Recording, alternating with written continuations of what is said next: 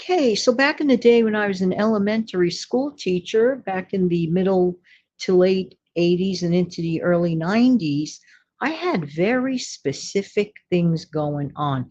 Hey, good morning, good afternoon, good evening. Hi, this is Jan. Welcome to another episode on the Save Money and More with Jan channel.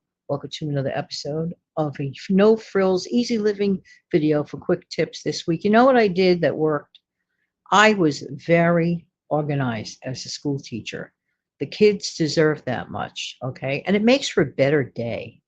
I had a plan book, and every lesson I taught every single subject matter in a self contained classroom, 4 years for the third grade and a few more years for the sixth grade. And I followed the same rules. I knew that every single subject matter, I would not go past 40 minutes per lesson. Yeah, yeah, yeah. Why is that important? And why should that matter to you, the listener? You're not a student. You're just listening to one of my messages. Absolutely. Absolutely. But I want to talk to you today about boundary lines. You see, by having specific guidelines such as those, it helped me get through that 180 days, school days, every single year for all those years in a good manner. Those kids knew, they already knew. I used to do a thing called a do now. What to do now? Do now is, for example, an assignment that I would have already written on the blackboard as the kids piled into the classroom after the bell rang in the schoolyard. They had to come up to go to their classes. They'd walk in an orderly manner, and they look at the board. They knew right away what to expect. Okay, so this is what the teacher would like us to do.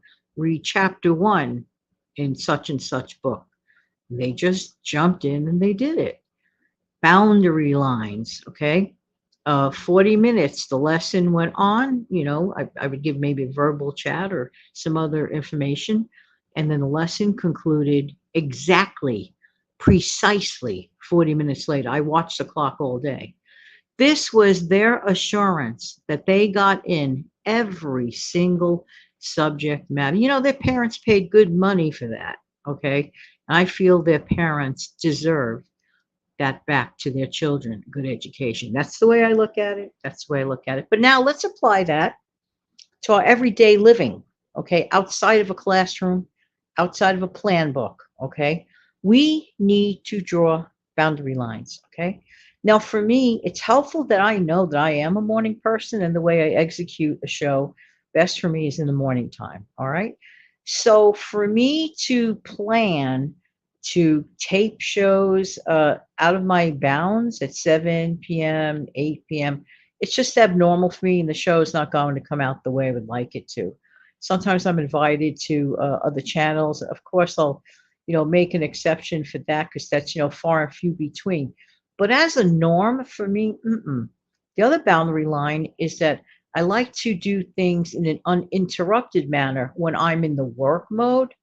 So if I could avoid unnecessary interruptions, there are certain times of the day where I want that little bit of an interruption, and on purpose, I keep it that way. For example, like around the lunchtime area. Okay. And when you work for yourself, you absolutely have to draw boundary lines. Now, what about the person that doesn't have an official, uh, work from home type of position?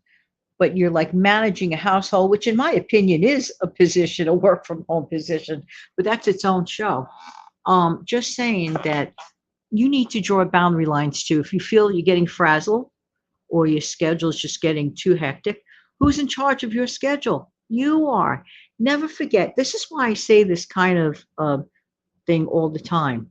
We are the CEOs of our own kitchens, of our own lives. Okay. We literally are. So we need at times to draw boundary lines. I just thought that I'd remind you of that. And drawing boundary lines also includes a little R&R, rest and relaxation. Without rest and relaxation, you can't perform as well as you could, in your other things that you need to get done during the day. All right, everybody. Thank you so much for being here this week. I hope that these good, easy living tips have helped on this no frills week. Thank you so much. Don't forget to come back. My longer form content.